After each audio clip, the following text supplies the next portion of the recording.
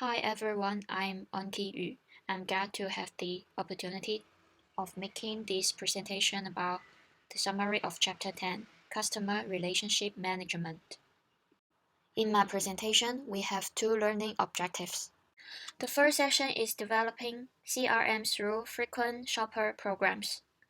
Frequent shopper programs are useful for building data warehouse, but they are not particularly useful for building long-term customer loyalty.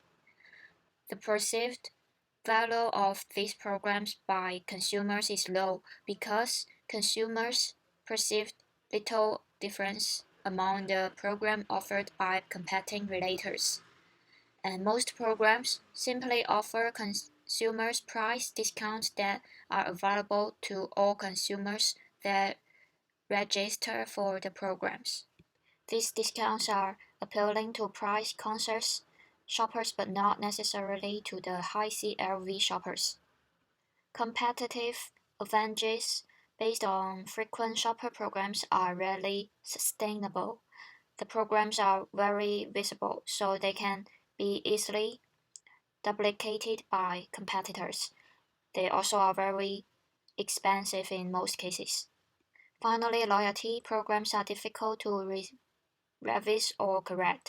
Once they become part of consumers' shopping experience, relators have to inform customers about even the smallest changes.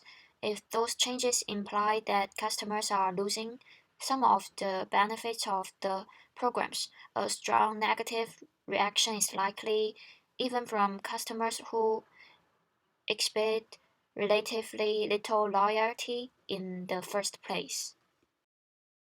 About how to make frequent shopper programs more effective is that frequent shopper programs seek to encourage repeated purchases and develop customer loyalty. So, to build true loyalty, relators need an emotional connection with consumers as well as a sense of commitment from them.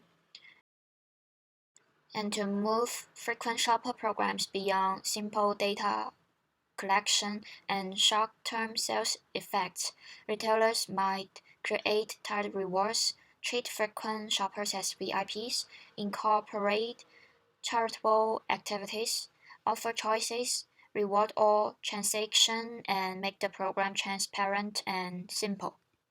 In these examples, we can see as more competitors consider the benefit of stocking local, produce, or organic options, the competitive advantage the enable Whole Foods to charge price premiums have started to collapse. So it has needed to take steps to retain its competitive position. And with the introduction of its loyalty programs, Whole Foods is looking to establish a new means to differentiate itself and justify its price point.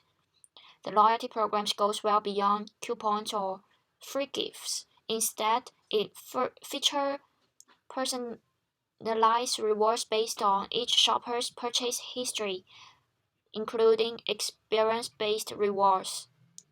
The program members can register their purchases by handing their identification card to the clerk or by downloading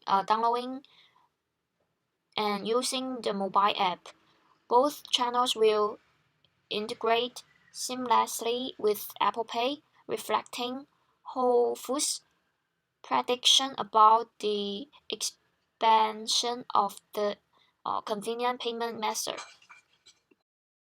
About offer-tiered rewards, many frequent shopper programs contain cascading tier levels, such as silver, gold, and platinum. The higher the tier, the better the rewards. This reward structure provides an incentive for customers to consolidate their purchase with one retailer to reach the higher tiers. Some programs combine both discounts and points, and there is a key requirement for a tiers program is to design tiers that consumers perceive as attainable. Frequent shoppers can calculate the tier level they can achieve with their usual spending pretty easily. And a similar reward tier would be vastly inappropriate for a grocery store loyalty program. About treat high CLVs as VIPs is consumers respond to being treated as if they are someone special. Effective programs therefore go beyond discounts on purchase to offer unique rewards. The rewards accordingly should match the target market to make consumers feel really special. Next, from the 10.3 example, we can see consumers can get different kinds of rewards from Neiman Marcus CRM programs. And in Circle, members can quickly look up their point balance on the InCircle website. They receive emails announcing special events and notifications when they are approaching a new tier level. They also get magazine publication produced by Time Warner exclusively for Neiman Marcus.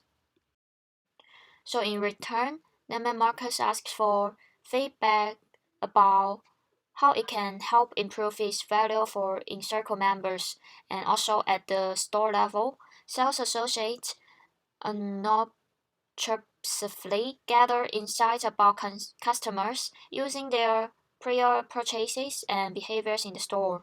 Once they have struck up a relationship, the sales associates connect customers directly when a new shipment of their favorite brands has arrived. So from this example, we can get incorporate charitable contributions and offer choices and reward all transactions and make the program transparent and simple. While the first, incorporate charitable contributions, many programs are linked to charitable causes. Although these altruistic rewards can be an effective element of a frequent shopper program, they probably should not be the focal point of the program. Not all customers value the same rewards, so the most effective frequent shopper programs provide choices. And next is not all customers value the same rewards, so the most effective frequent shopper programs provide choices. For example, Sainsbury, a United Kingdom supermarket chain, allows customers to use their Nectar point for vouchers at a variety of retail partners. And the third, reward all transactions to ensure that the regulators collect all customers' transaction data and encourage repeat purchase. Programs need to reward all purchases, not just purchases of selected merchandise or those made through certain channels. Next is make the program transparent and simple. Effective programs are transparent in that they make it easy for customers to keep track of their spending and available rewards. When they are both transparent and convenient, loyalty programs can quickly become integral to shoppers' consumption choices. So there is an increasing use of smartphone link programs that let customers earn and redeem rewards through a mobile app instead of requiring them to remember their cards or coupons. About the customer pyramid. For most retailers, a relatively small number of customers account for the majority of their profits. This condition is often called the 80 to 20 rule. 80% of the sales or profits come from 20% of the customers. So from plat platinum segment, this segment is composed of the customers with the top 25% CLVs.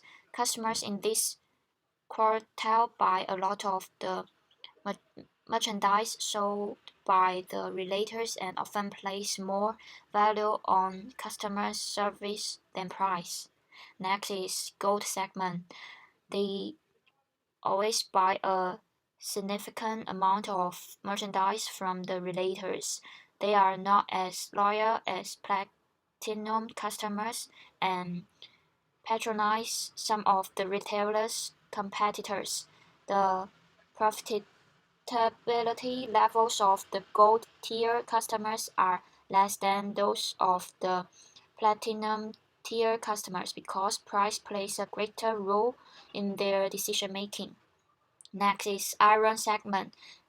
This kind of customers in this quartile purchase a modest amount of merchandise, but their spending level, loyalty, and profitability are not substantial enough for special treatment, although it could be possible to move these people up to higher tiers in the pyramid for reasons such as limited incomes, price sensitivity, or share loyalties with other relators. And the last is lead segment. Customers with the lowest CLVs can make a negative contribution to the firm's income. They often demand a lot of attention but do not buy much from the relators.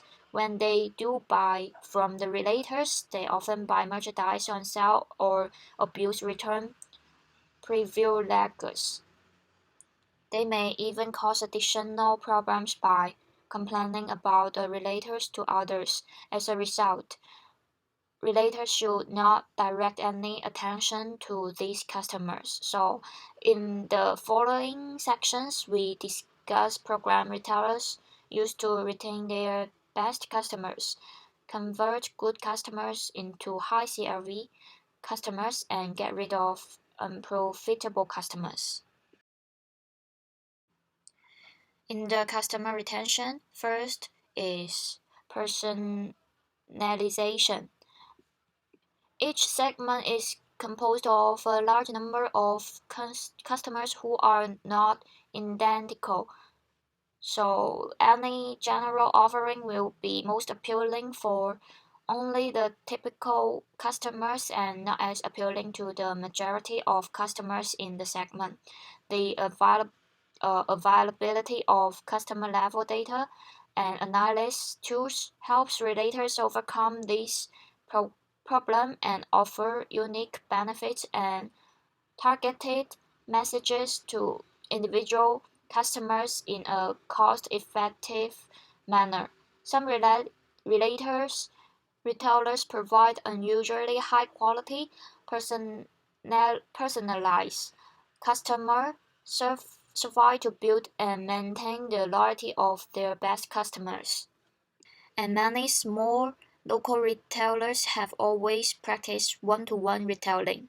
And to involve the best customers in the retailer's business decision, some retailers ask their best customers to participate in focus groups and evaluate alternatives the retailer is considering.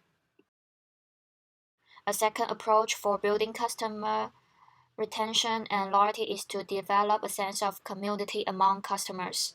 A retail brand community is a group of customers who are bound together by their loyalty to a retailer and the activities the retailer sponsors and undertakes. Community members identify themselves with other members and share a common interest and participation in activities related to the retailer. They also feel a obligation to attract new members of the community and help other members to uh, the community by sharing their experience and product knowledge. Next part is customer conversion, making good customers into best customers. A way to achieve customer alchemy is through add-on selling, which involves offering and selling more products and service to existing customers to increase the retailer's share of wallet with these customers. So from this example, we can overrule that Staples gathered feedback from customers and acted to provide them the benefits they request. In so doing, it makes sure that they receive personalized information, not just from Staples itself, but also from other small businesses that might form a community around the app. By implementing all these practice, Staples creates conditions for loyalty that make it invaluable to small business customers. The last part is dealing with unprofitable customers. A retailer's customer data warehouse reviews opportunities for add-on selling. Many retailers use their data on customers' shopping histories to suggest products to them. So in many cases, the bottom tier of customers actually have a negative CRV. Retailers lose money on every sale they make to these customers. And from the National Retail Federation estimates the return fraud accounts for $9 billion in losses for retailers annually. So how to dealing with unprofitable customers, the process of no longer selling to these unprofitable customers can be referred to as getting a lead out. In terms of the consumer pyramid, approaches for getting the lead out are first offering less costly service to satisfy the needs of lead customers, and second, charging customers for the service they are abusing. My presentation is over. Thank you for your listening.